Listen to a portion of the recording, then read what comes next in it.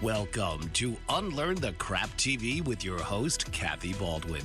Unlearn the Crap TV is more than just a show. It's a movement towards breaking free from the disempowering structures designed to benefit the few at the expense of the many. It's about education, healing, and unlearning the detrimental beliefs that have been ingrained in society for generations. So now, please welcome the host of Unlearn the Crap TV, Kathy Baldwin.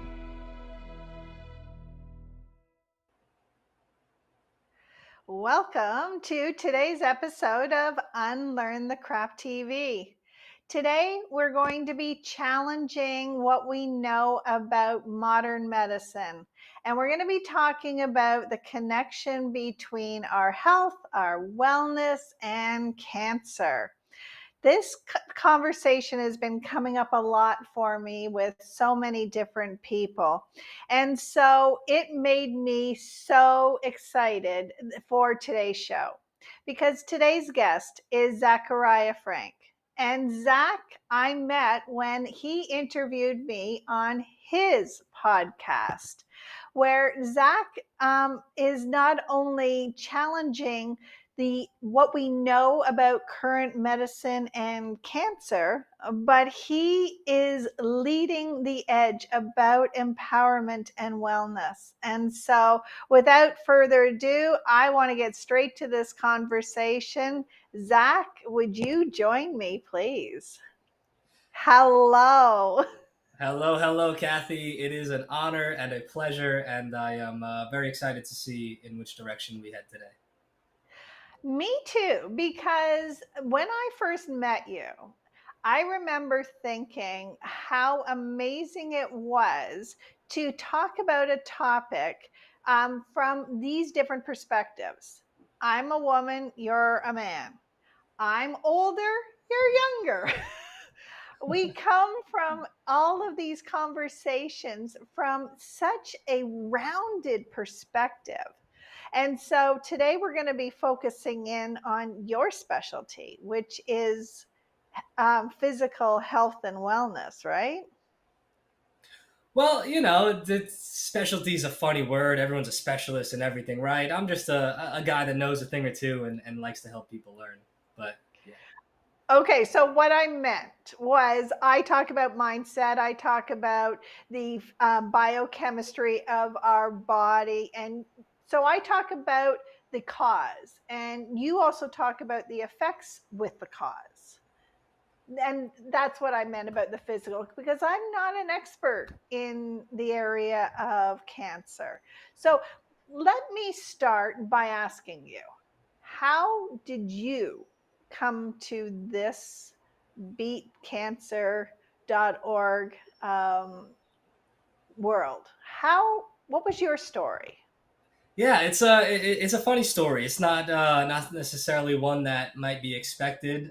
For the better part of a decade now, I've had a large vested interest in understanding and learning more about holistic health and wellness, just for personal reasons. When I really started to dive into just how much about the conventional way of approaching health and wellness is just how wrong it all is, and just how harmful the defaults of pretty much everything in society, correction, everything in society are for us, how could I not start to make changes to improve the life of myself and the health and fulfillment of myself?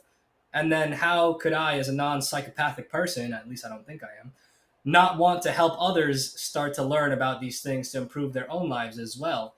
So it was never really a professional endeavor for myself. It's just been an area of large and vast amounts of personal study, research, experimentation.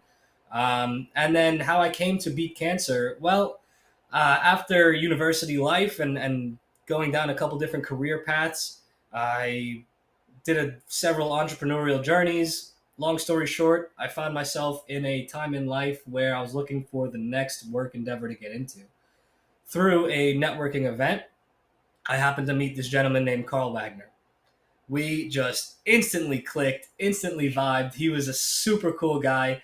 And he introduced himself saying, "Hi, I'm Carl. I work with a holistic cancer education nonprofit."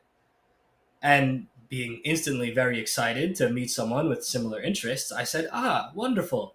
So do you talk about this and this and this, or do you go this route and talk about this and this?" And I named off several different approaches and modalities in holistic cancer healing. And he looks at me and he's like, "Who are you?" You must have you must have blown him away. Yeah, he was like, "Why do you know these things? Like, what possible reason? Like, are you a doctor? Are you in the field as well?" And I said, "No, just love to learn, and I love to learn about these things." So, long story short, we got very much acquainted throughout the night. Followed up afterwards. Turned out he didn't just work with the organization; he's the CEO of the organization. And turned out he was looking for someone to help him because he had pretty much been keeping the wheels on the bus by himself for the better part of 10 years. And I was looking for my next work endeavor to dive into, and we were very much aligned as I was aligned with the mission. So I joined the organization with really a handshake and a promise and a understanding of we're not sure how we're going to get this going and get this moving forward, but together we're going to do it. So much love to Carl Wagner and to, of course, our founder who started the organization in the first place. And that is how I find my way to here and now. Okay, so I don't want to leave the viewership guessing. So before we go on to the rest of our conversation, beatcancer.org is doing something really powerful and really special. Seeing as you just gave a nod to Carl, could you explain what the organization's mission is? Absolutely, absolutely. Our mission is to educate the public. We're not a research institution. There's already plenty of pieces of paper out there and plenty peer reviewed studies and a lot of good science out there amongst the falsehood science as well. But our mission is to educate people and empower people through that education to prevent the needless suffering that goes on for cancer, from cancer for cancer patients themselves and for family members of cancer patients, because it's devastating. The diagnosis is devastating. The treatments are devastating in so many ways, financially, mentally, physically, all the above. And it doesn't have to be this way. Cancer isn't random, and it's not some genetic destiny. Cancer is a mechanism that happens within the body when the wrong inputs are input for far too long. And we understand firsthand, not just myself and Carl, but our founder from the very beginning. We've all seen firsthand people suffering needlessly, people going to conventional treatment centers and suffering needlessly, dying shortly after, drained of their will to live, drained of their physical health, their mental health, and their finances. And our mission is to not allow, if we can, others to go through the same thing. Wow, I love the passion in your voice when you talk about that. But there's something that you said that I really want us to focus in on, and that is inputs. That we're putting inputs in for too long. That denotes choice. That's true. That's true. We all have choices in this life, and several, a lot of people give up their choice. They give up their sovereignty. They outsource their choices to whatever the defaults of society are, to whatever the official institutions and appointed official representatives recommend for them to do. But we do all have choice, and we can choose what we input into our lives and into our bodies and into our minds and into our souls. And like I'll always say, the default options are not in our favor, is just the objective truth. The easiest and most default options of things to do and input into ourselves in any given point are unfortunately quite harmful. And the systems of the world are set up to trap people into those behaviors and to keep those people trapped. And it becomes difficult to break a spiral of unhealthy choices yielding unhealthy results, yielding unhealthy minds, unhealthy Yeah. bodies, making it difficult to navigate the world and ever make changes and break out of that.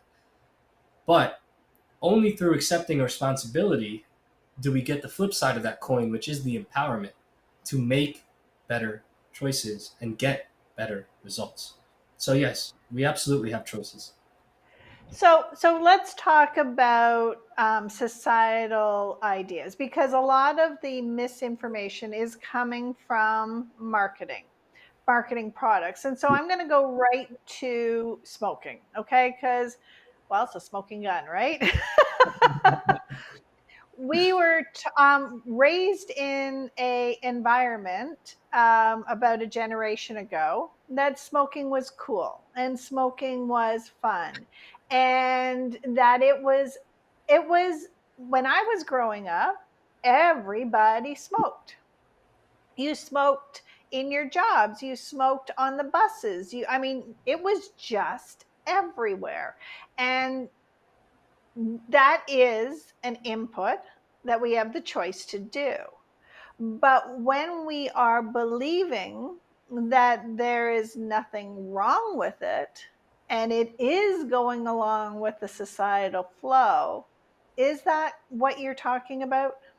Well, my thoughts on this are actually probably amongst my most controversial given my opinion, but I have actually, within the last probably year or two, begun the usage of tobacco. And it's a very interesting thing to analyze, right? And I do it for some positive health benefits that it does have. Now, that's not me saying go smoke, but follow me with this. I think Okay, keep going. a large problem with tobacco in general is that it's been conflated entirely with cigarettes. I will never touch a cigarette. But what is a cigarette? A cigarette is tobacco plant with hundreds of God knows how many chemicals. I'm not advocating for tobacco usage, but I do think there's a vast difference between cigar, which is just a leaf, or even shisha, which is a leaf with some other basic stuff, and cigarettes. Again, controversial, and I'm not advocating anyone do anything. And we're heading to our commercial break at a very fascinating point. But this is a very interesting conversation in how certain things get conflated and then twisted in certain ways. But after the commercial break, if Kathy wishes, we can mention how nicotine actually has a lot of health benefits. Fascinating See, stuff. I definitely want to talk about this when we come back, because I did have a guest on a little while ago who brought up the same point. But she we didn't delve deeper. So this is the second time this conversation has come up on Unlearn the Crap, and I want to talk about it when we come back from this commercial break. What if there were a super tiny device that could diagnose the brain and is smaller than a single human hair? What if you could see inside the brain to help an epilepsy patient during surgery or to help the fight against Parkinson's disease?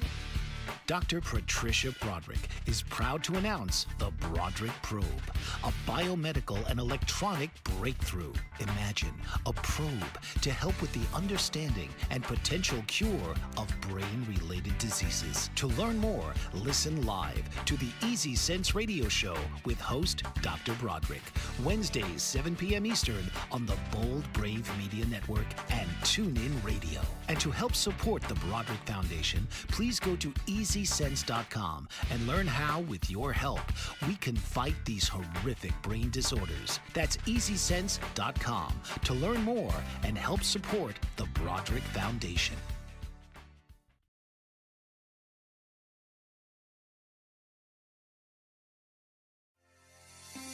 Author, radio show host, and coach John M. Hawkins reveals strategies to help gain perspective, build confidence, find clarity, achieve goals. John M. Hawkins' new book, Coached to Greatness, Unlock Your Full Potential with Limitless Growth, published by iUniverse.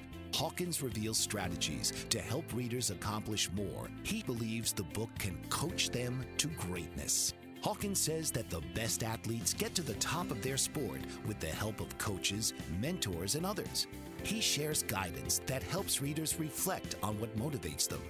We discover and assess their core values, philosophies, and competencies, find settings that allow them to be the most productive, and track their progress towards accomplishing goals. Listen to John Hawkins' My Strategy, Saturdays, 1 p.m. Eastern on the BBM Global Network and TuneIn Radio.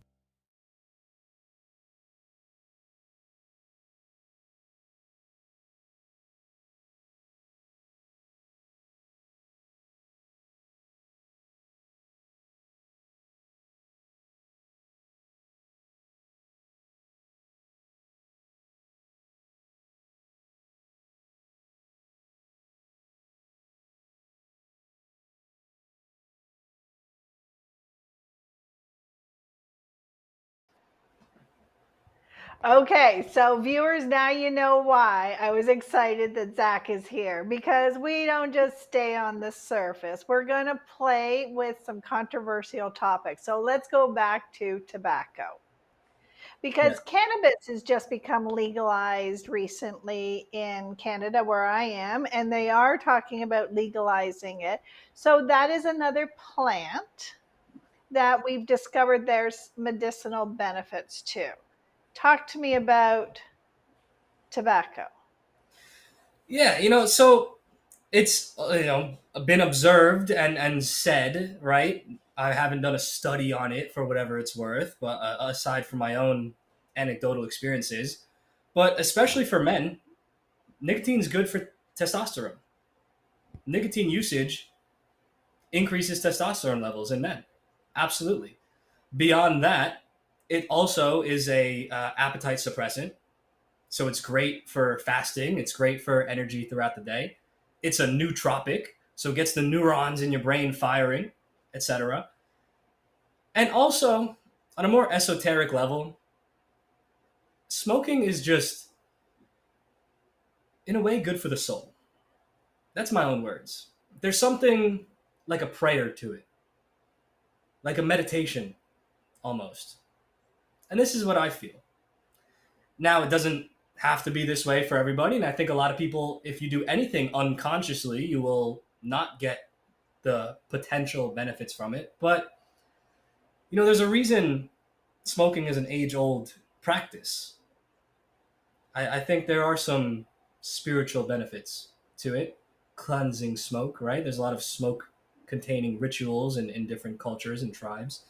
Um, but yeah, tobacco itself, much like cannabis, is becoming hailed in today's day and age. Although most cannabis of today is highly genetically modified and plumped up with levels of the psychoactive component beyond what would ever be natural in nature. Tobacco, yeah, if you are just consuming a cigar, it's just a leaf, you know. So to conflate cigarettes with cigars is a disservice to the conversation as a whole. Now, that being said, combustion is carcinogenic. That's true. I'm not saying smoking is all good for you and doesn't have some dangers. Absolutely, it does. A lot of things do, even if they do contain some benefits as well. Now, what I do personally, yeah, I'll smoke cigars or shisha probably every day, but I'm also doing coconut oil pulls in my mouth, brushing my teeth with miswak and diatomaceous earth and clove oil. You see what I'm saying? So I'm not really concerned personally on accruing toxins that are present and do build up over time, because I am also sure to take care of myself in ways that expel them. Smoking has very negative effects, but it does have some benefits if used in the correct way as well. Fascinating conversation. And I think Ab- it's, yeah. ab- Absolutely. And I need you to go back to how you are addressing the toxins, because I have heard about coconut oil and pulling, but I'm not sure everyone else has. And recently I've been researching clove oil. Could you talk about the benefits of that? Because during the commercial break, we were talking about how we are dealing with so much toxins in our environment, from our food sources to the air we breathe, the clothing we wear. We're exposed to so many chemicals. How Yep. do you protect yourself? Well, in these specific realms, coconut oil pulling is wonderful. Coconut oil pulling essentially is using coconut oil as a mouthwash. Think of it like God's mouthwash, right? Man has created these chemical colored garbage things that do a lot more harm than they do good. When all you need, some coconut oil, swish it up in your mouth for 20 minutes, 30 minutes. If you can't do it for that long, then a little bit is better than none. And That's a it will long time. actually, well, health, it's work, yeah. You got to schedule it out and swish it around for that long. But what it does is, as it sits, it does pull the toxins out from your gums and your teeth, etc. And then that's why it's very important to spit it out after and rinse and brush afterwards, because um, the toxins will be pulled into the oil. So it's very essential that you don't swallow it afterwards. But yeah, that's coconut oil pulling. Very simple, straightforward. You do it for a long enough time frame daily. People have reported it whitens your teeth very nicely and naturally. Um, you could do it pulling with other oils as well. I believe other people pull with castor oil. The castor oil is very like thick and viscous, and I've never done it. Coconut oil works for me. Some of the other things I mentioned for oral health care are brushing my teeth with Miswak, something you may not have heard of. It's God's Never. toothbrush. So we just talked about God's mouthwash. Here's God's toothbrush, right? You ever think about how weird it is that we take plastic and try to clean our teeth with it? What's a toothbrush? Yes. Just a bunch of plastic. It's petroplastic. That's not very good. It abrases the teeth and the enamel. It abrases the gums and can actually be very damaging to the gums because it's harsh plastic bristles. So miswak is literally just a plant. It's like a bush, and the sticks, the twigs of the miswak plant can be harvested, and you can purchase them, and then you can chew up the ends, and it forms like a brush, and then it's toothbrush. It's a wonderful brush. It's antibacterial, antimicrobial, and has like whitening and like cleaning benefits itself. You don't even need to use it with a toothpaste. Um, and yeah, that's the only thing I brush my teeth with. It feels better. It leaves my teeth feeling cleaner than a bunch of plastic nylon bristles. It's fascinating stuff. It's popular in Arab cultures, but you Which could get it culture? in Arab Okay. Arab So, cultures. so So where would we find something like this? it's 2024, Kathy. You get it right on Amazon. Silly me. Amazon delivers everything. Yeah, you got Okay. miswak So, stick. No, most of them will have like an Arab writing on it and stuff. There's different sizes, different lengths, and yeah. So you chew it up. It forms a brush. You brush your teeth. When the like bristles wear out, you just chew it down a little more. Make a fresh brush until the stick like goes down to nothing. And wow. it's like I never want to brush my teeth with anything else. It just feels good, and they're cheap. It's not like expensive or anything. It's a bunch of sticks. We have Okay. So everything we need. I thought I was really ahead of the curve because I was finally not using fluoride. There's levels, Kathy. There's levels. Tell me, tell us about fluoride, and to because we're on oral health here, and that is one of the ways that, because we're learning that the bacteria that sits in our mouth, it will go into our bodies through our saliva, and so we are purposely bringing those toxins into our body. Is that part of how healthcare and cancer can be avoided? Yeah, absolutely. Of course, if you're not inputting physical toxins into your body that accrue in your brain and in assorted parts of your body, you will probably be in a better off position to not get cancer in the long run than if you are inputting such things into your body. So fluoride is a very fascinating thing. As the story goes, and this is public information, people can look it up. Essentially, it was a byproduct of the steel industry that a certain organization found itself with an excess of and had to get rid of it. And they formed an agreement with the government to input it into the public water supplies. And this was good for them, and this was good for the government, etc. Financial reasons you can look into. But we've been sold that it's good for our teeth. Meanwhile, it is actually damaging to our teeth. There's a difference between the heavy metal form of something and the chemical byproduct form of something and natural forms of, whatever type of fluoride exists in our bodies, in our teeth, whatever. I'm not a scientist. I've just read the story plenty of times.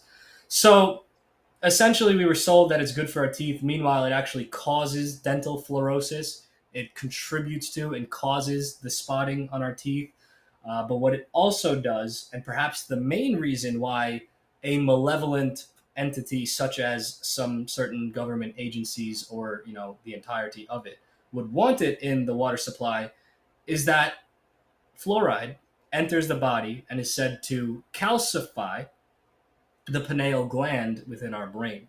Now, the pineal gland within our brain is one of the energetic centers. See, we're metaphysical beings, right? We are here, we have physical bodies, but we also have ethereal minds and souls and spirits. And something has to tether those spiritual mechanisms to this physical realm.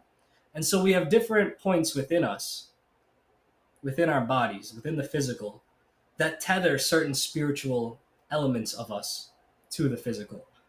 One such element within us is the pineal gland within our brain. It's said to be the spiritual center. Certain cultures call it the third eye. And again, you can believe in that as much as you want to or not. The point is, let's operate within the realm that we're going with it, right? It's the spiritual center of the brain. And when fluoride is introduced to the body, that spiritual center calcifies. It forms a husk, a callus around it. And it becomes more difficult for it to operate and more difficult for us to connect with our inner selves, with our souls. It traps us in the physical. Beyond that, we're heading to commercial break in a moment, but it also is said to break down the blood-brain barrier, which then allows the abundance of other toxins that are present in this environment to permeate the brain that is then left unprotected, such as aluminum, which has a lot of very interesting correlations with certain ailments, very serious ones, but other things as well. So it's a multifaceted attack on the body, and a very interesting topic to explore. Okay, so I'm going to want to come back to this. This is why the first time I met you, our conversation went for, I don't know, an hour and a half, 2 hours. It could be forever. But we won't have that time, so we'll be right back after this commercial. Did you know that your beliefs create your entire reality, but it's the subconscious beliefs that do most of the creating? Belief shifter and life coach Shiraz can help you identify those limiting beliefs and eliminate them, often in a single session. Like, it was almost instant. Like, I had relief right away. Creating better health, relationships, careers, and finances. Let Shiraz help you step out of safety and into awareness. Definitely something's happening. It's like a flow inside. It feels good. Whether in person or online, Shiraz provides personal coaching, belief shifting. Visit Shiraz at energeticmagic.com or call 416-529-7429. Energetic Magic on the BBM Global Network, Tuesdays at 7 p.m. Eastern. Find your greater happiness. Be well. Be aware. Be magical.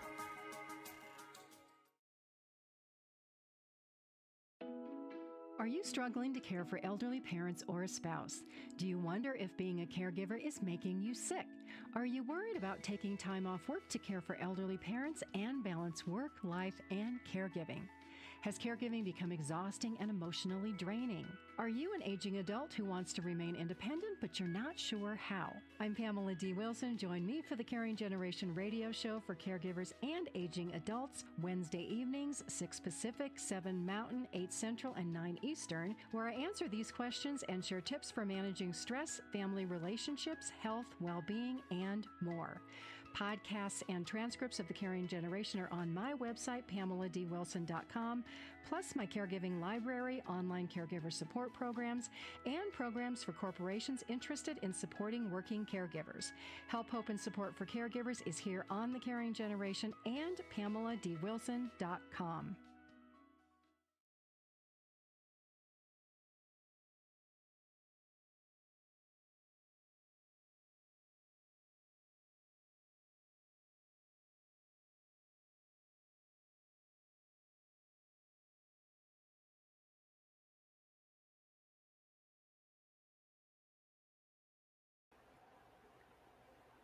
So I really love this conversation that we're having, because one of the things that I am very strongly believing in is that we're in a massive paradigm shift that's happening.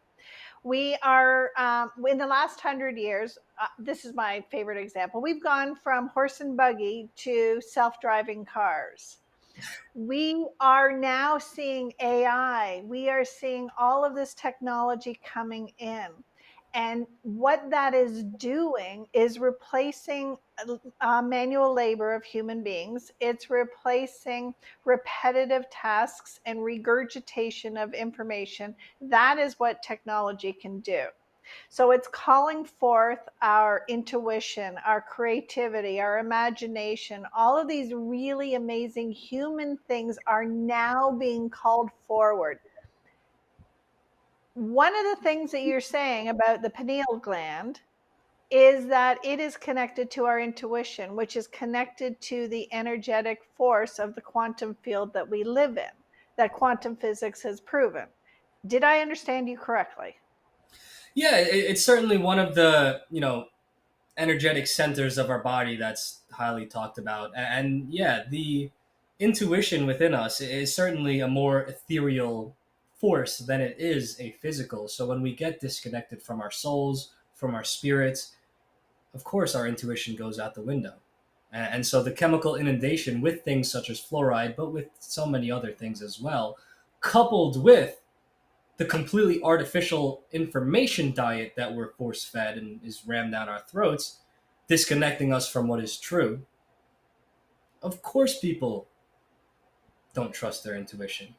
Of course, people are completely lost in artificiality.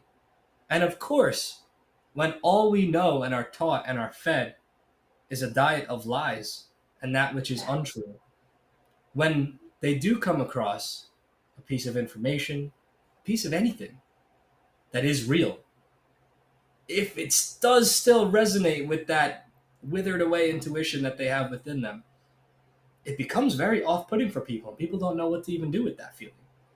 And then they reject it. They get people young. And then a lot of people stay lost for life. And that is part of the brainwashing that we've had happen to us, is that we so believe the crap we've been told that when we hear it and our intuition starts to go, well, there's something there, we have been brainwashed to not believe our own self, Yeah. right? Absolutely. Absolutely. It's don't trust your eyes. Don't trust your ears. Don't trust your absolutely everything that you feel inside of you. Trust the prescribed experts and what they tell you. And usually, what they tell you, because they've gotten people to a state of such disconnection from reality, is literally that up is down, man is woman, green is blue. Yeah, We live in an inversion. We live in an absolute inversion of what is real and what is good and what is true. And it's absolutely. nothing short of that. And my belief is that it was that disconnect, that dissonance between my soul and the crap that I was believing and following these experts and following what I was told that made me so sick. Is that the correlation that you're finding in diseases and specifically cancer? Yeah, well, you certainly can't disconnect it, right? All ailments are more or less, I don't want to say the same, but none of them are random, right? So they're all just different versions of mal input resulting in negative output from the body and negative responses from the body. But yeah, I mean, people aren't living well. People aren't living well physically, dietarily, relationship wise, mentally. And yeah, all of these things, as they go down the drain further and further, it's not a surprise that the statistics of cancer are getting worse and worse. So, the types of things that we talk about in our program are addressing all of these fronts within an individual's life. We're not here to just say, "Oh, eat better, drink cleaner water," right? That's basics. Yeah, like that surely is important. But we're going deep with people. We address people on a one-to-one level. We don't have a particular protocol we follow because each person's circumstance of what has brought them to the here and now and the state of temporary unwellness that we call cancer is so independent. And so the types of things that we're addressing are emotional traumas and past history of relationships and behavioral patterns and all of these things, because all of these things bring us to the here and now. And it has been observed scientifically that particular emotional traumas or particular mental traps and mental behaviors that are unhealthy, that people get trapped repeating the cycles of, correlate with specific types of cancer. Not just cancer at large, and it might be, play the lottery to see which one you get, but particular emotional, energetic traumas and charges that get stored away in the body correlate with cancer in specific organs. Can you give me an example? Yeah, absolutely. So they're not that hard to wrap your head around once you start to break them down. So colon cancer is a very common form of cancer.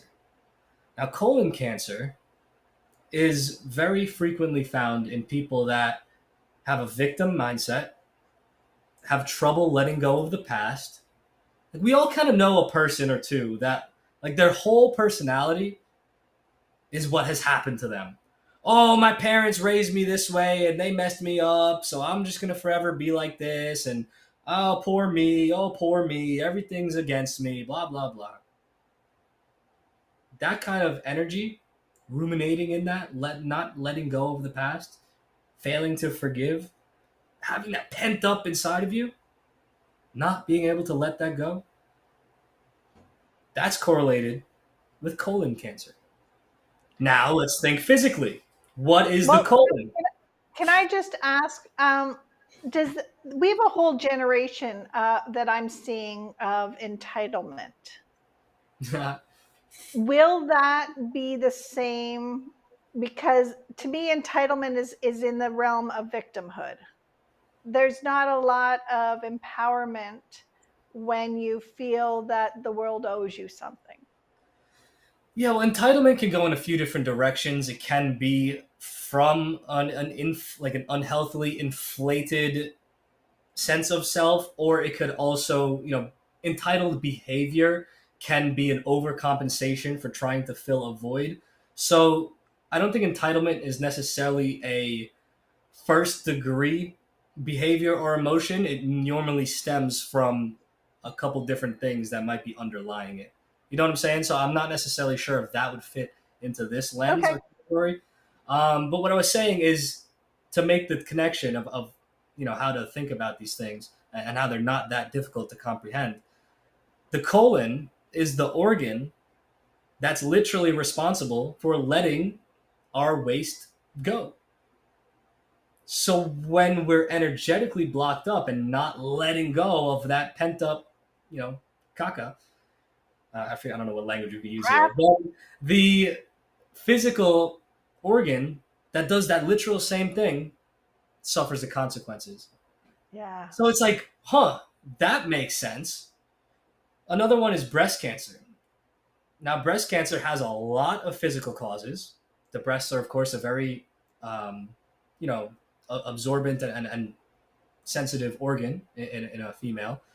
They face a barrage of a lot of physical damage from things such as underwire bras cutting off the lymphatic system, from things such as chemical deodorants, also filled with aluminum and other chemicals. That is, of course, a very short trip from the underarm to the breast. And so, because the breasts are, of course, made up of fatty tissue, fat stores toxins, the breasts, do get faced with a lot of chemicals in that way.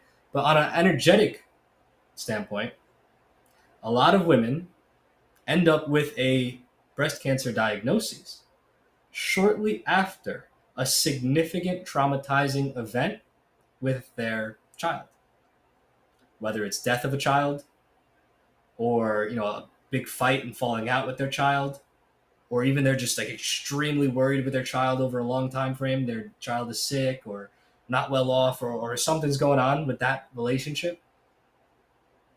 Those women often find themselves with breast cancer shortly after. Now, again, Wow. thinking logically in the physical connection, of course, the breast is inherently an organ involved in the mother-child relationship, the bond, breastfeeding. It's designed to be that way. And it's a similar category of things for men and testicular cancer. So, again, perhaps a bit abstract, but all of these things, when you start to observe them, and this is part of our curriculum in our course, a breakdown of very many more of these correlations, they kind of make sense. Sometimes They, they, things they, are. they make so much sense. I think I told you when I was on your podcast that I became an energy healer to help release the toxins and the toxic emotions that were in my body. And I had a complete hysterectomy after fibroids and cysts, and I had so many issues in my uterus. Um, are you saying that the same correlation between the energetic emotions that are causing diseases are also what are causing cancer? And I'm going to get you to answer that question in just a moment when we come back from commercial break. What if there were a super tiny device that could diagnose the brain and is smaller than a single human hair? What if you could see inside the brain to help an epilepsy patient during surgery or to help the fight against Parkinson's disease? Dr. Patricia Broderick is proud to announce the Broderick Probe, a biomedical and electronic breakthrough. Imagine a probe to help with the understanding and potential cure of brain-related diseases. To learn more, listen live to the Easy Sense radio show with host Dr. Broderick, Wednesdays 7 p.m. Eastern on the Bold Brave Media Network and TuneIn Radio. And to help support the Broderick Foundation, please go to EasySense.com and learn how, with your help, we can fight these horrific brain disorders. That's EasySense.com to learn more and help support the Broderick Foundation. Author, radio show host, and coach John M. Hawkins reveals strategies to help gain perspective, build confidence, find clarity, achieve goals. John M. Hawkins' new book, Coached to Greatness, Unlock Your Full Potential with Limitless Growth, published by iUniverse.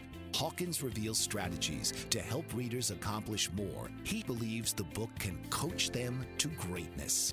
Hawkins says that the best athletes get to the top of their sport with the help of coaches, mentors, and others.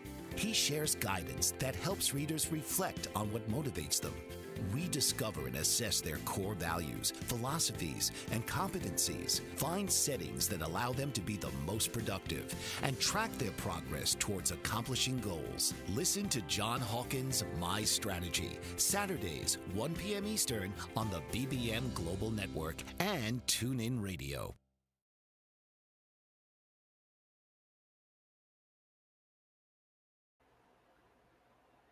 I almost wish that everyone could hear us on the commercial breaks because we've been having some great conversations.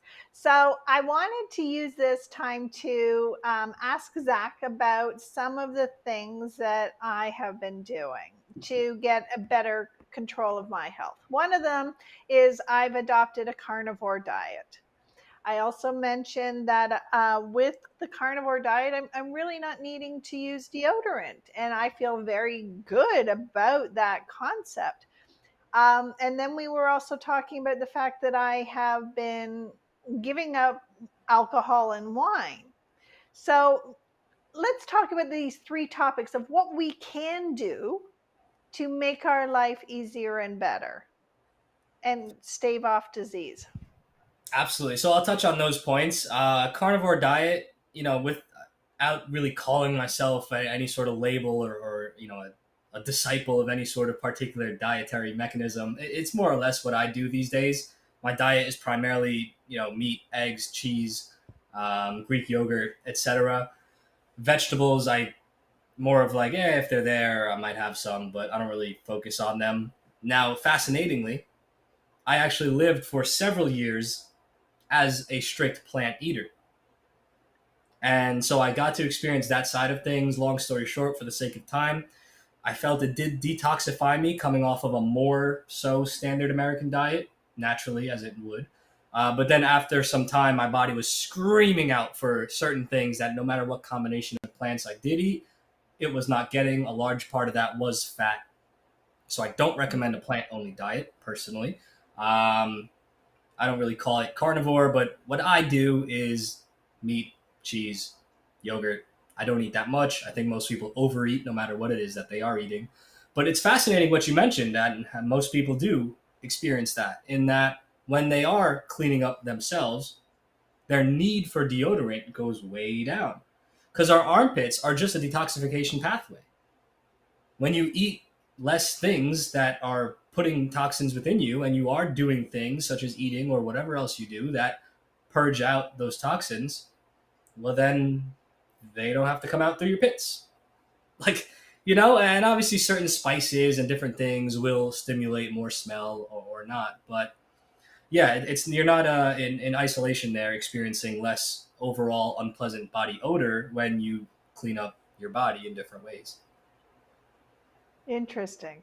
So we were talking about, seeing as we brought up the topic of tobacco, let's talk about alcohol. Well, alcohol, I think, is pretty accepted as a poison, and then really probably not ideal in any quantity, right? Um, is a little bit here and there gonna kill you? No. Is your body probably better off without it in general? Yeah. But, I'm not like a you have to do this always, and you know what I'm saying? So like, is it also unhealthy to, how do I frame this? To not enjoy yourself in certain ways, and you know what I'm saying? Like, have a bit of social lubrication if you want sometimes. I don't know, you know what I'm saying? Like, things are all Absolutely. a little more holistic than that. I haven't drank in a while, but I'm not like, oh my God, never do that. But like, as a mechanism physically, I don't think alcohol actually has benefits besides socially. I think it is pretty universally bad for you. You Okay. know what I'm saying? So it, I just had to touch on it because we did touch on the tobacco. So I thought we might as well go full circle. Yeah. What are your number one recommendations on what we can do to maximize our health? Um, if it's artificial, don't input it. That there can be such a like beacon of health, because that has ramifications in all capacities of life, because it's not just our food. If it's artificial food like products, don't put it in your mouth. If it's an artificial fabric, don't put it on your body, because that polyester, that nylon, that rayon, that spandex, all the above is just plastic, plastic, plastic, plastic, with microfibers that are going into your skin because your skin is porous, as well as disturbing your energetic field. So don't put on plastic artificial clothing. Body products, if it's a bunch of chemicals, probably doesn't belong on your body. Oral care probably doesn't belong in your body if it's artificial. Like, again, this is such a beacon. If it's chemicals in a can, probably doesn't belong in your air. I don't care how fresh you think it is. Probably not so good for you, right? Like so that's just like an overall thing. Like, get back to what is natural, because we're not complete androids yet. Our bodies are still biological and natural. They might be filled with artificiality, and our minds might be filled with artificiality. But for now, at least, our bodies are still biological and natural. So, So there's how long only- will it take if we removed all of those artificial chemicals from our environment, from our diet, from our wardrobe? How long would it take for our bodies to process what's already there? well, that's a very individualized, thing to address, right? We all have lived different amounts of time with different amounts of things we've been exposed to accruing in our body. Certain people methylate and expel toxins better than others. Certain people, you know what I'm saying? There's so many different variables. Okay, well, Uh, I'm thinking that every 7 years we replace every cell. So that's where my question is coming from. yeah, I have heard that. But I'll give a quick story to kind of surmise how quickly you can start to experience results. Years ago, when I lived with my entire family, my mother, my sister, my father, etc., one of the things that I did for myself, and then by extension for everybody else, was install a shower filter onto our shower. A shower filter is exactly what it sounds like. It's just a little cartridge filter, very inexpensive. You get them right on Amazon, very easy, actionable. Installs right before the shower head and filters the water for things like chlorine, fluoride, antibiotics, all the garbage that's in tap water that you don't want to be bathing with and exposing yourself to in a shower, especially a hot shower that opens up your pores more and lets it all in. And everyone's like, "Oh, what are you doing? What are you doing? What is that for?" I'm like, "It's good for you. You'll see." Within 1 week's time, every single person that had no idea what I was doing came to me and said, "Whoa, my skin feels so nice. My hair feels so nice. Everything's softer. Everything feels good." Just from not inputting unfiltered municipal tap water into their body through a shower. So you can see results quickly. You have to pay attention, but you can see results very quickly. Wow. Zach, there's so much more we could talk about, and I'm sure you have stirred things up for a lot of people. Where can they find you? There's two places I reside on the internet. One is beatcancer.org. I run the charity organization beatcancer.org. We have a variety of educational programs for anyone in the world, including a holistic cancer coach certification program. So you go to beatcancer.org and you can explore the links from there. My podcast and everything else I do on the personal side of things can be found at ZakTheHealthKing.com. That's ZAK, thehealthking.com. You can check out my podcast, check out my socials, send me a message, or whatever else. Thank you so much for coming here and having this conversation. I would like to invite you back. Will you come back so we can continue this conversation? I would love to, Kathy. I would absolutely love to anytime. Wonderful. So, if you've enjoyed this conversation as much as me, if you want to know how you can get your health on track, if you're looking to become a certified cancer coach, there's so many ways that you can utilize this information and really step into your power and get the best life you possibly can. I cannot endorse or recommend Zach anymore. You are a fascinating man that is challenging our status quo. That's exactly what Unlearn the Crap is about. And I thank you for being a part of this conversation. And thank you for watching. Reach out again. Don't forget to Don't forget to subscribe. That would be a lot easier to say. Like and share and comment. We'll see you on the next episode of Unlearn the Crap. Thank you. This has been Unlearn the Crap TV with your host, Kathy Baldwin.